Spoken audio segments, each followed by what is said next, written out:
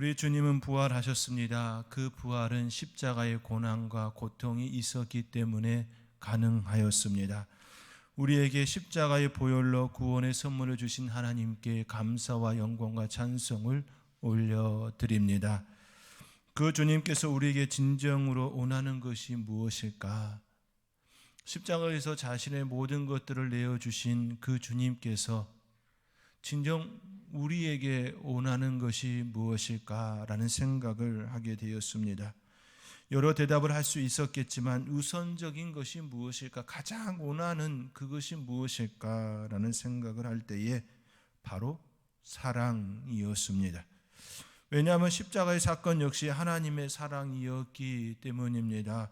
하나님이 세상을 이처럼 사랑하사 독생자를 주셨으니 이미 십자가에 하나님의 사랑이 드러나 있기 때문에 결국 우리에게도 진정으로 원하는 것이 무엇일까라고 생각할 때에 바로 사랑이었던 것이지요. 그리하여 오늘 이웃사랑에 대하여 함께 생각해 보고자 합니다. 이웃사랑은 우리의 본성적인 도덕성으로 완성할 수 있는 일이 아닙니다.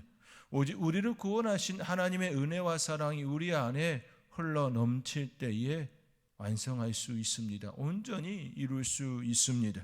다시 말해 하나님으로부터 공급되는 은혜와 사랑의 샘이 계속해서 마르지 아니하고 흘러 우리 안에 충만하게 넘칠 때에 자연스레 그 흘러 넘어가는 그 물이 우리의 이웃에게 들어가고 그것이 완성을 이루게 하는 것이지요. 우리는 생각보다 이기적이며 자기를 매우 사랑하는 존재들입니다.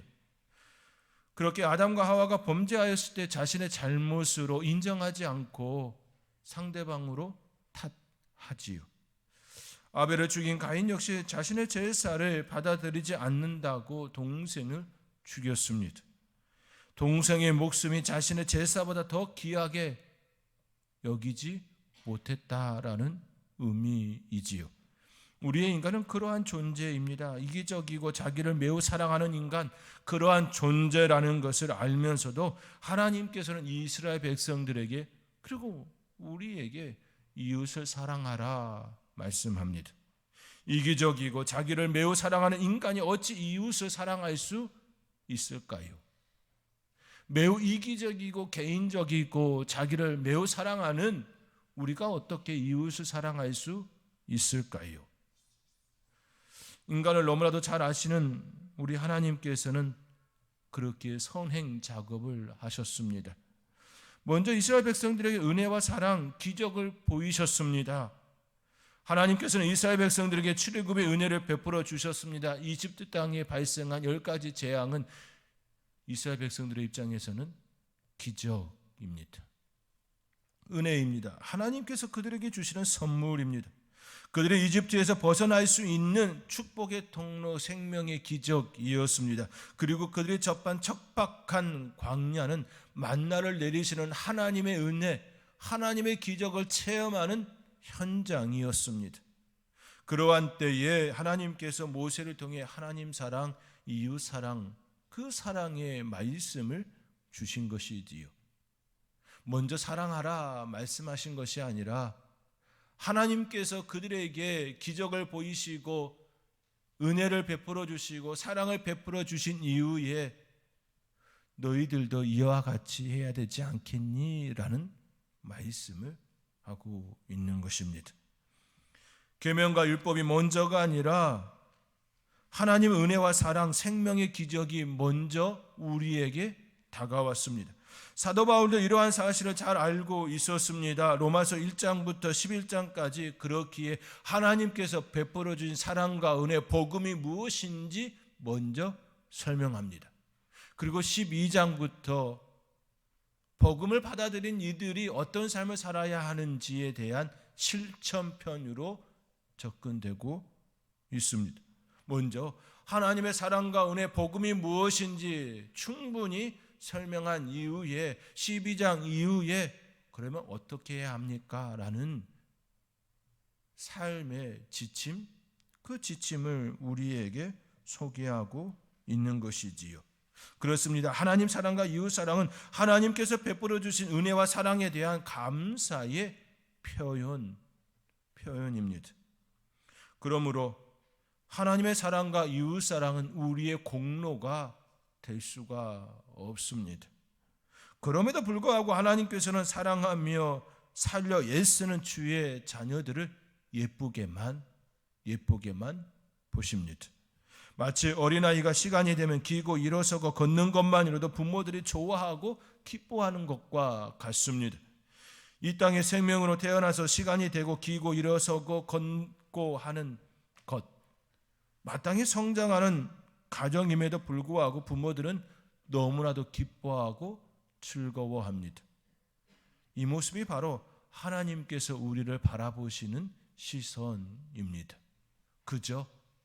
작은 표현 하나하나 하는 것만으로도 우리 하나님께서는 잘한다 기뻐하시고 행복해하시고 우리에게 더욱더 응원해 주시고 격려와 힘을 주시는 분이십니다.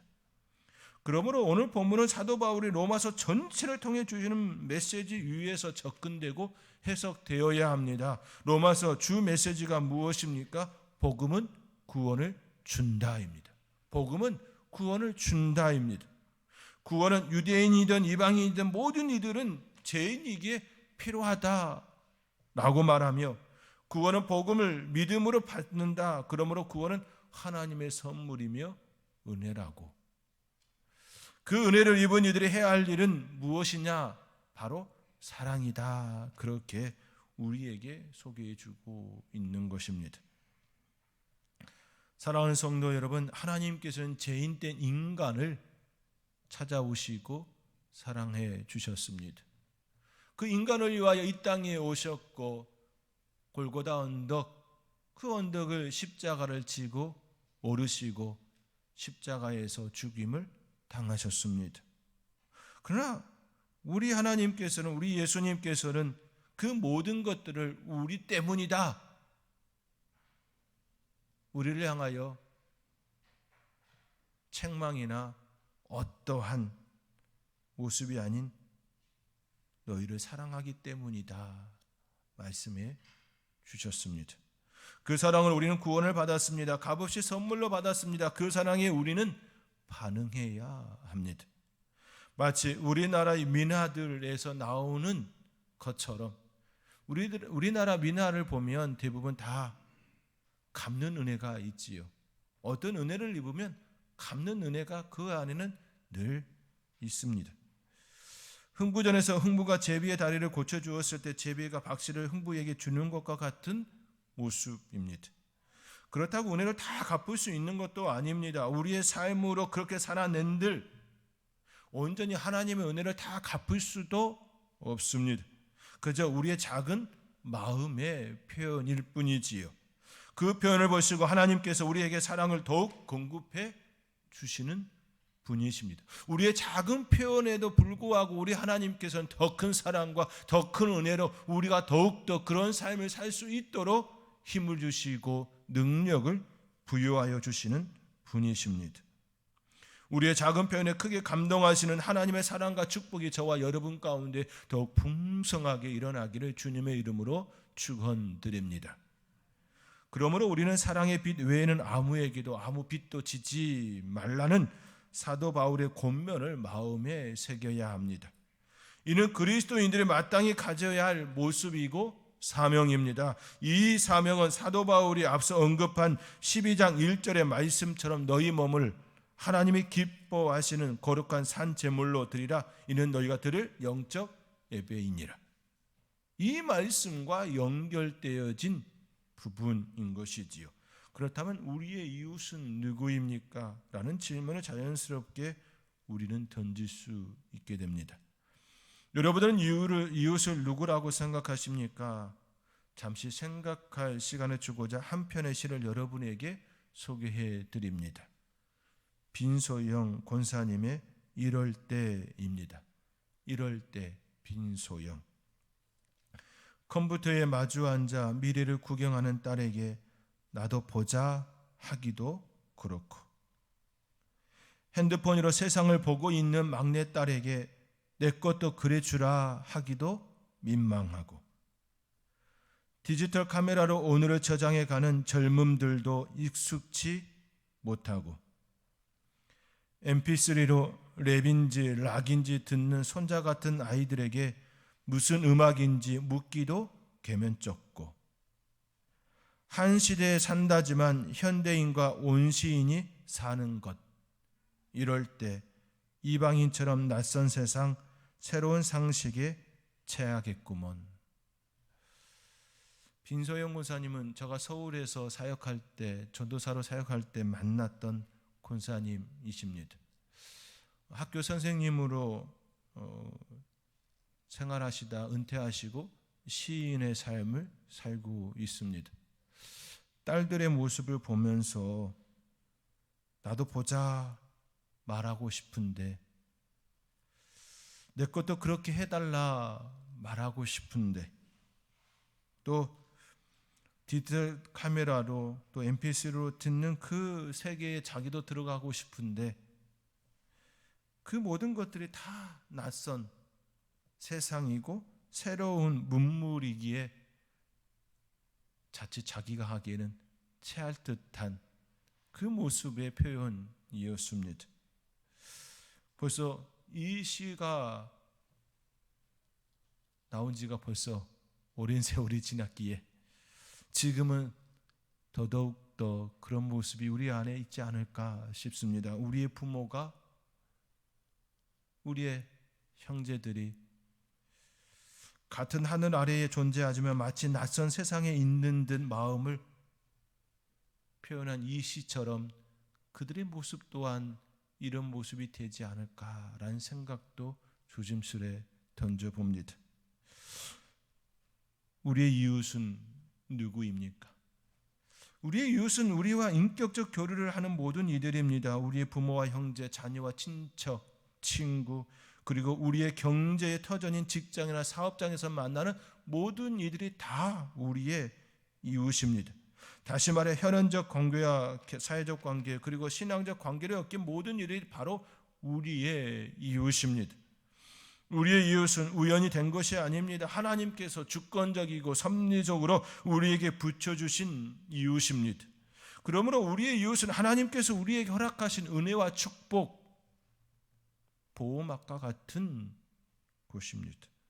그렇게 마땅히 우리의 이웃을 귀하게 여겨야 합니다. 혹 우리가 그들을 낯선 세상에 방치하듯 내가 만나고 접하고 있는 그들을 소홀히 여기고 있지는 않은지, 그리하여 그들이 낯선 세상, 마치 이방인처럼 한 집안에 머물면서도, 한 사업장에 머물면서도, 한 직장에 머물면서도 그런 소외감을 받고 있지는 않은지 우리의 삶을 점검해 보아야 하겠습니다. 왜냐하면 죄의 본성을 가진 우리는 도리어 악하게 그들을 괴롭히고 부담스럽게 여길 수 있기 때문입니다. 때로는 부모라 할지라도, 때로는 형제라 할지라도, 때로는 자녀라 할지라도 그들을 부담스럽게 여기고, 또 우리의 마음에 그 모습이 드러날 수 있기 때문입니다. 물론 반대로 우리에게 부담을 주고 우리의 힘을 빼앗아가는 이웃도 없잖아 있습니다. 그럼에도 불구하고 그들은 혐오의 대상이 아니라 우리가 축복하고 사랑해야 할 이웃이고 대상입니다. 왜냐하면 하나님께서 본질상 죄와 사탄의 권세 아래 진노의 자식된 우리를, 하나님 품을 떠나 죄악 가운데 살았던 우리, 진노의 자식이 된 우리를 먼저 우리 하나님께서 사랑해 주셨기 때문입니다. 먼저 다가와 주시고 우리를 온전히 품어 주셨기 때문입니다. 그 은혜를 생각하며 채무자의 정신으로 그들을 사랑의 대상으로 여겨야 합니다. 온수 갚는 것은 우리에게 있지 않고 하나님께 있기 때문입니다. 로마서 12장 19절 20절의 말씀입니다. 내 사랑하는 자들아, 너희가 친히 온수를 갚지 말고 하나님의 진노하심에 맡기라. 기록되었으되 온수 갚는 것이 내게 있으니 내가 갚으리라고 주께서 말씀하시니라. 내 온수가 줄이거든 먹이고 목마르거든 마시게 하라. 그리함으로 내가 숯불을 그 머리에 쌓아 놓으리라. 온수까지도 먹이라, 온수까지도 마시게 하라 합니다. 그런데 우리의 이웃, 우리의 부모, 우리의 형제, 우리의 한 울타리 안에 있는 이들입니다. 그렇습니다. 온수를 갚는 일은 우리의 몫이 아닙니다. 그리스도의 보혈로 새로운 피조물이 된 우리는 사랑하는 일만, 사랑해야 하는 일만 우리에게 주어졌습니다.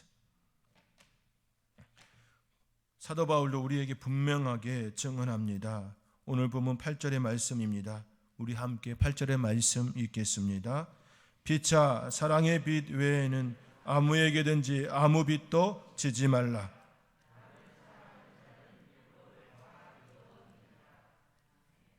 사랑은 이웃에게 악을 행하지 아니하나니 그러므로 사랑은 율법의 완성이니라. 사랑은 오래 참습니다. 사랑은 온유합니다. 사랑은 시기하지 않습니다. 자랑하지 않습니다. 교만하지 않습니다. 사랑은 무례히 행치 않습니다. 사랑은 자기의 유익을 구하지 않습니다. 사랑은 성내지 않습니다.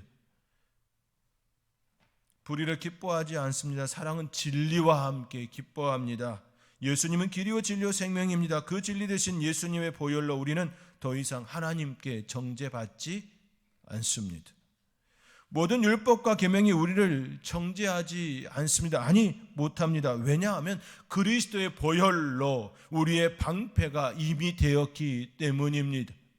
이미 예수 그리스도의 보혈이 우리를 감싸고 있기 때문에 율법과 계명이, 우리 하나님께서 율법과 계명을 통하여 우리를 정죄할 수가 없습니다. 우리가 그리스도의 보혈 아래 있다면. 그렇게 이제는 율법과 계명은 우리를 정죄하는 요소가 아니라 그리스도의 보혈로 구원을 입은 우리에게 율법과 계명은 마치 바른 삶을 살도록 돕는 레인과 같습니다. 이는 마치 기차가 빠르게 안전하게 달릴 수 있도록 돕는 레인과 같습니다. 만약 레인을 벗어나면 탈선으로 위험한 사고가 됩니다. 이웃사랑도 마찬가지입니다. 제시된 길로 가야 합니다. 그것을 성경은 계명 또는 율법이라 우리에게 알려주고 있습니다. 그 율법, 그 계명, 그 중심이 무엇입니까? 하나님을 사랑하라, 이웃을 사랑하라, 이웃을 내 몸과 같이 사랑하라, 그 말씀 아닙니까? 한마디로 사랑입니다. 그러나 관계로 이어진 이웃은 단순하지가 않습니다. 마치 실타래가 엮여 있듯이 때론 정갈한 모습으로, 때론 뒤엉켜진 모습으로 있습니다. 부모와 자녀 사이에, 형제 사이에, 친구 사이에, 매우 가까이에 있는 우리의 이웃과의 관계가 결코 쉽지만은 않습니다. 뒤엉켜진 것들은 하나하나 풀어야 하는 것이 순리인 줄 알지만 매우 손쉬운 선택을 하려 합니다. 마치 칼로 잘라버리듯이 잘라버리려 합니다. 회피하고 눈에 보이지 않는 한편으로 치우려 합니다. 그러나 그렇게 된 실은 더 이상 사용할 수 없습니다. 잘라버린 실타래는 하나하나 풀지 않은 실타래, 칼로 잘라버린 그 실은 더 이상 쓸 수가 없습니다. 한편으로 치우쳐 놓은 그 실타래는 더 이상 쓸모가 없습니다. 아무리 시간이 지나간들 그 실타래는 그 자리에 있을 뿐 아무런 소용이 없습니다. 우리의 관계도 마찬가지입니다. 회피한다고, 잘라버린다고, 한편에 묻어둔다고 해결되지 않습니다. 그래서 이웃 사랑은 많은 애씀이 있어야 합니다. 때로는 우리의 속이 뒤집어질 정도로 속을 깎아내리는 아픔도 고통도 동반하는 것입니다. 사랑하는 것이 결코 쉽지가 않습니다. 사도 바울의 고백처럼 사랑은 오래 참아야 합니다. 사랑은 온유해야 합니다. 그러나 사랑은 결코 쉽지 않음을 우리는 이미 살아온 세월 동안 느끼고 또 느끼고 또 느끼고 있습니다. 그렇게 우리에게 필요한 것은 하나님의 긍휼하심과 사랑입니다. 사랑하는 성도 여러분, 그 사랑과 긍휼하심이 먼저 우리 안에 충만하게 일어날 수 있도록 하나님의 사랑과 은혜의 샘이 우리 안에 계속해서 흘러 넘칠 수 있도록 하나님께 먼저 구하시기 바랍니다. 그 은혜의 샘을 통하여 이웃에게 온전히 사랑을 표현할 수 있는 내가 되기를 원합니다. 그리고 그 이웃을 바라볼 수 있기 바랍니다. 우리의 생각보다 사랑이 굶주린 이들이 많습니다. 112, 119 허위신고 건수가 해마다 늘어난다는 뉴스를 들은 적이 있습니다. 허위신고로 투입된 경찰 인력이 한 해 3만 명이 넘는다 보도되었습니다. 작년 9월 수원 중부경찰서에서 39세의 한 남성을 붙잡았습니다. 이 남성은 112, 119로 1년 5개월 동안 1만 8천여 건의 허위신고를 하였습니다. 3개월의 추적 끝에 붙잡았습니다. 하루 평균 35건가량의 허위신고를 한 셈입니다. 남성에게 왜 그러한 짓을 했냐 물었습니다. 그 남성의 대답은 이렇습니다. 그냥 다른 사람과 대화가 하고 싶었습니다. 대화를 하고 싶어서 하루에 그렇게 많은 허위신고를 한 것이지요. 그의 대답은 우리로 하여금 다시금 생각해야 합니다. 이러한 일은 112, 119에만 오는 것이 아닙니다. 114에도 왔습니다. 그런데 매우 흥미로운 사실은 자정이 가까운 시간에 전화가 많이 걸려왔다라는 사실입니다. 그 시간에 전화번호를 문의할 일이 별로 없을 것 같은데 말입니다. 그 이유인즉슨 114 교환원의 따뜻한 목소리가 그리워서 전화를 건다는 것입니다. 사랑합니다 고객님 이라는 말을 듣고 잠을 청하는 이웃이 한둘이 아닌가 봅니다. 한순간도 잠잠하지 않는 수없이 많은 도시의 불빛 속에서도 이방인처럼 여전히 사랑이 굶주린 이들이 있습니다. 그 모두를 다 품을 수는 없지만 우리의 가까운 이웃은 하나님께서 우리에게 줄로 지어준 구역이 아닐까 싶습니다. 탈무드에 나오는 이야기입니다. 탈무드에는 올바른 사고 방법을 훈련시키기 위하여 비현실적이지만 원리적인 이야기들이 많이 실려져 있습니다. 그 하나의 예를 들면 두 머리 아이입니다. 만약 두 개의 머리를 가진 아이가 태어난다면 이 아이를 두 사람으로 생각해야 합니까? 아니면 한 사람으로 생각해야 합니까? 여러분들이라면 이 질문에 어떻게 대답하시겠습니까? 이 질문을 얼핏 보면 어리석은 말 같습니다. 그러나 인간은 머리가 둘이라도 몸이 하나면 한 사람이라든지 하나의 머리는 한 사람으로 간주해야 한다든지 하는 원칙을 확립하기 위하여서는 매우 중요한 가설입니다. 유대교에서는 아이가 태어나면 1개월째 되는 날 해당에 데리고 가서 축복을 받습니다.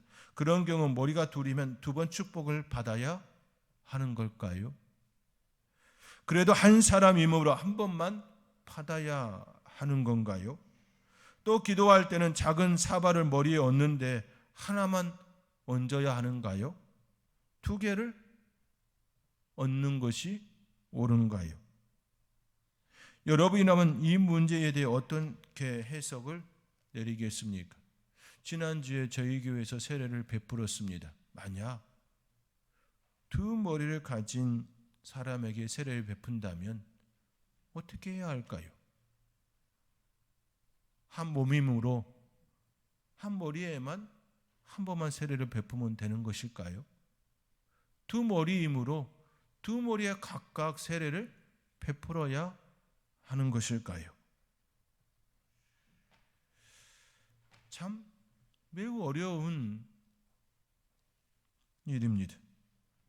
탈무드의 답은 아주 명료합니다. 한쪽 머리에 뜨거운 물을 부었을 때 다른 쪽 머리도 비명을 지르면 한 사람이고 반대로 시원한 표정을 짓고 있으면 두 사람으로 여깁니다. 뜨거운 물인지 아닌지는 모르기 때문이지요. 이 탈무드의 이야기는 우리가 진정으로 이웃을 사랑하고 있는가에 대한 진단 질문으로 사용할 수 있습니다. 우리가 이웃을 진정으로 사랑하고 있는가? 진정으로 불쌍하게 여기고 있는가? 한 울타리 안에 있는 그를 진정으로 사랑하고 있는가? 삶의 터전에서 만나는 그들을 진정으로 사랑하고 있는가? 이 물음에 대하여 지금까지 나의 반응을 점검하면 간단히 답을 얻을 수 있습니다. 나의 이웃이 아파할 때 함께 가슴 아파한다면 진정으로 이웃을 사랑하고 있었던 것일 겁니다. 그와는 반대로 이웃이 아파하고 힘들어할 때 무관심이나 그것을 나의 즐거움으로 받아들인다면 그것은 사랑이 아닌 무관심과 미움일 것입니다. 사랑하는 성도 여러분, 여러분들은 진정으로 이웃을 사랑하고 있습니까? 여러분들이 만나는 그 많은 사람들을 진정으로 나의 이웃으로 여기며 진정 사랑하고 불쌍히 여기고 있습니까? 행여 그들이 잘못되거나 아파하는 현장을 보고 소식을 접했을 때 마음에 일어난 반응이 진정 답일 것입니다. 우리는 그리스도인으로서 그들을 사랑해야 합니다. 아니, 사랑하려 애써야 합니다. 끊임없이 애써야 합니다. 그렇기 위해서는 먼저 우리의 마음이 그들의 마음과 연결되어야 합니다. 우리의 마음에 먼저 예수 그리스도의 마음이 있어야 합니다. 그 은혜가 있어야 합니다. 그러한 마음을 허락해달라고 하나님께 기도할 수 있는 저와 여러분이 될 수 있기를 주님의 이름으로 권면드립니다. 이웃을 사랑하는 마음을 달라고 기도할 때에 우리가 이웃을 위해 기도할 간절한 제목이 있습니다. 그것은 그들의 영혼이 구원의 은혜를 입도록 기도하는 것입니다. 우리가 우리의 이웃에게 할 수 있는 최고의 사랑과 선은 우리의 영혼을, 이웃의 영혼을 위해 기도하는 것입니다. 그리고 아울러 우리의 역량이 허락되는 한에서 이웃의 경제적, 물리적 연약과 궁핍을 도울 수만 있다면, 그렇게만 할 수 있다면 우리 주님께서 우리를 통하여 받으시는 거룩한 산재물이 될 것입니다. 우리가 우리의 이웃을 위하여 베푸는 그 작은 사랑이, 그 작은 표현이 하나님께서 받으시는 거룩한 제물로 여기신다는 말씀입니다. 최근 이 남성교회에서 이웃을 향한 아름다운 마음을 가졌음을 이야기 들었습니다. 이 남성교회에서 힘들고 연약한 선교지에 어떻게 무엇으로 도울 수 있을까 고민하였습니다. 그리하여 선교사님의 도움으로 다음과 같은 결정을 하게 되었습니다. 캄보디아 빈민촌의 화장실을 지어주는 사역입니다. 현재 캄보디아 선교지에는 매우 열악한 주거 환경 속에서 살아가는 이들이 너무나도 많습니다. 도심에 사는 이들은 현대식 집을 짓고 그 안에 화장실이 있습니다. 그러나 도심에서 차로 10분만 들어가도 현대식 집이 아닌 나무로 지은 집들이 대부분입니다. 그 집들은 별도의 화장실이 없습니다. 우물도 집집마다 설치되어 있지 않습니다. 그러니 화장실은 더더욱 없는 실정입니다. 집 가까운 어느 곳이든 언제든 화장실로 변합니다. 그러한 곳에 화장실을 지어주는 사역입니다. 작은 화장실 하나 짓는 데 드는 비용이 대략 $300입니다. 우리나라 돈으로 계산하면 대략 35만 원 이하 되겠지요. 좀 더 나은 위생 환경으로 건강한 삶을 살아내는 그 땅이 되기를 함께 기도해 주시기 바랍니다. 그리고 그 화장실을 사용할 때마다 하나님의 은혜가, 복음이 그들 안에 역사되어질 수 있도록 기도해 주시기 바랍니다. 이제 그 땅에 화장실 사역이 본격적으로 진행될 것입니다.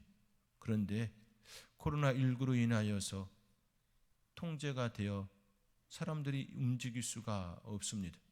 선교사님이 찾아가 부지와 여러 가지 이야기를 나눠야 하는데 지금 통제가 되어 있습니다. 기도해 주시기 바랍니다.